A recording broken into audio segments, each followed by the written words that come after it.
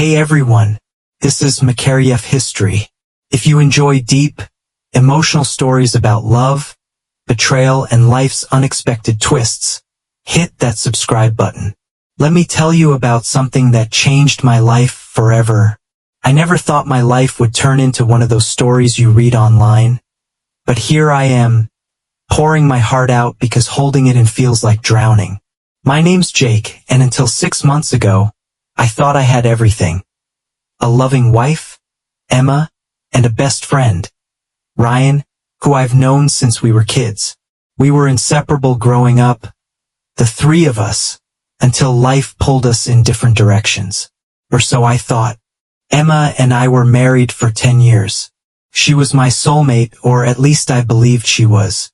We had this little house outside of Seattle with a wraparound porch and a backyard full of blooming lavender Emma loved tending to. On quiet nights, we'd sit there wrapped in a blanket, sipping wine, dreaming about the future. Kids, trips we'd take, growing old together. Felt perfect. Ryan came back into our lives a couple of years ago. He'd moved to LA for work but hit a rough patch after a breakup. Emma and I were more than happy to help him settle back in Seattle. He was family to me, practically a brother. He even stayed with us for a few weeks while looking for a place. Life went on. We had barbecues, game nights, and lazy Sundays. I felt so lucky to have both of them in my life. But looking back now, the signs were all there and I was just too blind to see. It was a random Tuesday evening when my world shattered. Emma was in the shower, and her phone buzzed on the kitchen counter. I wasn't the snooping type, but the name on the screen stopped me cold. Ryan. The message preview read, "Can't stop thinking about last night. Miss you already. Red heart." My heart pounded so hard I thought I might pass out. I opened the thread, my fingers trembling. The messages went back months. Explicit, intimate, passionate. All the things I thought were sacred between Emma and me. She was sharing with him. I felt like I'd been hit by a truck. My knees buckled, and I sank to the floor. Memories flashed through my mind. Emma laughing at Ryan's dumb jokes, their late-night errands. The way she'd smile at her phone and say, "Just work stuff." She came downstairs, towel in her hair, still glowing from her shower. She stopped when she saw me sitting there, phone in my hand, tears streaming down my face. "Jake!" she whispered, her voice cracking. I didn't yell. I didn't throw things. I just broke. Quietly. Completely. "How long?" I asked, my voice barely a whisper. She collapsed onto the floor across from me, sobbing uncontrollably. "I'm so sorry. I didn't mean. It just happened." I couldn't process her words. It just happened? You trip over a curb, that just happens. Cheating? That's a choice. Over and over again. I asked her if she loved him. She shook her head, but there was hesitation. A flicker of something she couldn't quite bury. That hesitation killed me more than any words ever could. I didn't even have the strength to confront him. He was someone I trusted with my life. Someone I defended, protected. He was supposed to be my brother. For days, I walked around like a ghost, hollow and numb. I moved into the spare bedroom while we figured things out. Though deep down, I knew there was nothing left to fix. The person I loved, the life I built, it had all been a lie. The aftermath. It's been 6 months. I filed for divorce. Emma begged, pleaded, promised to change. But I couldn't live in a world where I was constantly questioning every glance, every text, every touch. Ryan, I never saw him again after the day I confronted him. He tried to apologize through a voicemail, but I deleted it halfway through. Some things can't be undone. I'm still rebuilding. Therapy helps. Late-night drives along the coast help. And maybe sharing this story with you helps a little too. I'm not here looking for pity or advice. I just Needed someone to hear me. If you're going through something similar, know this: you're stronger than you think. You'll survive, even when it feels like the ground has been ripped from under you. Life after the fall. After the divorce, the house felt like a mausoleum, a place haunted by memories that twisted like cold fingers around my chest. Couldn't bear to stay. I sold it, along with most of our shared furniture. The only thing I kept was an old leather journal Emma had given me on our first anniversary. Inside were entries about our travels, sketches I'd made of her reading by the fireplace, ticket stubs from concerts, and pressed flowers from our hikes. I couldn't throw that away, not yet. I moved into a small apartment downtown. It wasn't much, just a one-bedroom with creaky floors and a view of the alley. But it was mine. No ghosts lived there. No reminders. Just four walls where I could start over, or at least try to. Rebuilding trust in myself. People don't talk enough about what betrayal does to your sense of self. It's not just the loss of trust in others, it's the loss of trust in yourself. How could I have missed the signs? Was I stupid, naive, blind?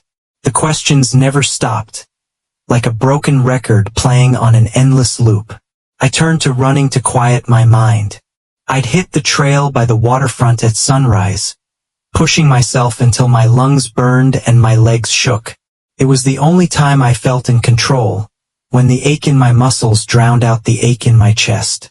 Therapy helped, though it took me months to admit I needed it. My therapist, Dr. Collins, was patient, never pushing too hard. She helped me see that Emma's betrayal wasn't a reflection of my worth. It was about her choices, not my failures. A chance encounter. One particularly rough evening, I found myself wandering through Pike Place Market long after the shops had closed. The familiar scent of salt water and roasted coffee lingered in the air. I stopped by the old bookshop on the corner, the one Emma and I used to visit. I wasn't planning to buy anything, but then I saw her. She was sitting behind the counter, lost in a worn copy of East of Eden. She had dark curls pulled into a messy bun, round glasses that kept slipping down her nose, and the most sincere, thoughtful expression, like she was living inside the story. I must have stared too long because she looked up, caught my gaze, and smiled, warm, genuine, without a trace of pretense. "Looking for something special?" she asked. "Not really," I admitted. "Just looking." She nodded like she understood. "Books are good for that. New beginnings." Her name was Lily. We talked for hours that night. About books, life, the strange ways people find each other when they need it most. She was kind, thoughtful, a little guarded but honest in a way that felt refreshing after so much deception. I kept coming back to the shop, at first for the books but mostly for her. She never pried into my past, never asked the questions I wasn't ready to answer. She just was a steady, comforting presence that felt like coming up for air after being underwater too long. Healing slowly. Lily and I started seeing each other outside the shop, walks along the pier, quiet dinners in tucked-away cafes, movie nights in her tiny studio apartment filled with fairy lights and stacks of unread novels. There was no pressure, no rush, just two people trying to piece themselves back together. One night, after too much wine, I told her everything. About Emma, Ryan, the betrayal, the bitterness I couldn't seem to shake. I expected pity, maybe awkward discomfort. But she just listened, her hand resting gently on mine. "I'm not going anywhere, Jake," she whispered. "We're all a little broken. It doesn't make you any less worthy of love." Finding closure. Months later, I ran into Emma at a local coffee shop. It felt surreal, like seeing a shadow from a life I'd left behind. She looked different.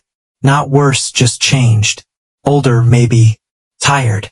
We talked, cautiously at first, then more openly. She apologized again, this time with no expectation of forgiveness. For the first time, I saw the regret in her eyes. Not just for what she'd done, but for what she'd lost. "I hope you're happy, Jake," she said softly before walking away. I didn't respond. Not because I was angry, but because, for the first time in a long time, I was the future. Lily and I are still together. It's not perfect, nothing ever is, but it's honest. Real. We've built something new, something strong, something built on trust and shared stories instead of secrets and lies. The past still lingers sometimes. It always will. But it doesn't define me anymore. I'm learning that life doesn't end when your heart breaks. It just changes. And sometimes, if you're lucky, those changes lead to something better. Life didn't magically fix itself overnight. Healing isn't a straight line. It's a messy, winding road filled with setbacks and unexpected detours. But if there's one thing I've learned, it's that time, real, honest time, has a way of softening even the deepest wounds. The day I let go. One rainy autumn afternoon, about a year after seeing Emma for the last time, I found myself standing at the edge of the same lake where she and I had shared so many memories. It was where we'd picnicked, where she'd surprised me with a weekend getaway, where we'd once promised forever. I hadn't planned to be there. It just happened. Maybe I needed closure, or maybe I was finally ready to say goodbye to the life I thought I'd have. I pulled the old leather journal from my bag, the one I'd held on to for so long. I flipped through the pages, letting the memories wash over me. The laughter, the love, the promises, and the eventual loss. Then, with a deep breath, I placed the journal on the water's edge. I couldn't bring myself to toss it in. It wasn't about erasing the past. It was about releasing it. "Goodbye," I whispered, letting the wind carry the word away. The life I chose. Lily and I moved in together a few months later. We found a cozy house near the water, small but warm, filled with light, books, and possibilities. We planted a garden out back, lavender and wildflowers, the kind that bloom without effort. Resilient, stubborn, beautiful. One crisp winter evening, while we were making dinner, she turned to me, her eyes shining with quiet certainty. "Jake," she said softly, "I love you." It hit me like a tidal wave. Not just her words, but the truth behind them. After everything, I never thought I'd hear those words again. Not like this. Not from someone who meant them with her whole heart. "I love you too," I whispered, pulling her close. "The future is ours." Life isn't about erasing the past. It's about learning from it, growing despite it, and finding love and meaning in unexpected places. I still think about Emma and Ryan sometimes, but it doesn't hurt anymore. They're part of my story, part of the journey that led me to where I'm meant to be. Today I'm happy, truly, deeply happy. Not because life is perfect, but because I've learned that it doesn't need to be. Love isn't about grand promises or perfect endings. It's about showing up every day, choosing each other, and building something real. This was Makariev History. Thank you for being part of my journey. If this story resonated with you, hit that subscribe button, share your thoughts in the comments, and remember, even when life breaks your heart, it can still lead you to something beautiful. Until next time, take care of your heart.